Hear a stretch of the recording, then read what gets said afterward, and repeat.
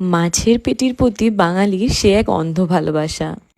বড় বড় মাছের পেটি কাটিয়ে আজ সেটা দিয়ে বানিয়েছি মাছের রেজালা। এটা কাতলা বা রুই যে কোনো মাছ দিয়ে বানাতে পারো। নুন গোলমরিচ দিয়ে মাছটাকে মাখিয়ে একদম তেলের মধ্যে হালকা করে ভেজে তুলে রাখবো। দুটো বড় সাইজের পেঁয়াজকে ভালো করে সেদ্ধ করে যখন রংটা চেঞ্জ হবে তখন সেই পেঁয়াজটাকে ঠান্ডা করে বেটে নেবো। এবার তেলের মধ্যে মৌরি, গোলমরিচ, শুকনো লঙ্কা, তেজপাতা ফোড়ন দিয়ে সেদ্ধ পেঁয়াজ বাটা দিয়ে সেটাকে ভাজা ভাজা করে নিয়ে তারপর দিয়ে দেবো আদা রসুন কাঁচা লঙ্কার পেস্ট, সাথে দেব নুন, জিরের গুঁড়ো আর ধনে গুঁড়ো দিয়ে মশলাটা কষাতে থাকবো। আর অন্যদিকে একটা বাটি নিয়ে তাতে দেব কাজু, চালমগজ আর পোস্ত। বেশ খানিকটা জল দিয়ে খুব ভালো করে একটা মিহি পেস্ট তৈরি করে মশলার মধ্যে দিয়ে দেবো। দিয়ে ভালো করে কষিয়ে যখন খুব ভালো করে তেল ছেড়ে আসবে তখন দিয়ে দেবো ফেটিয়ে রাখা টক দই।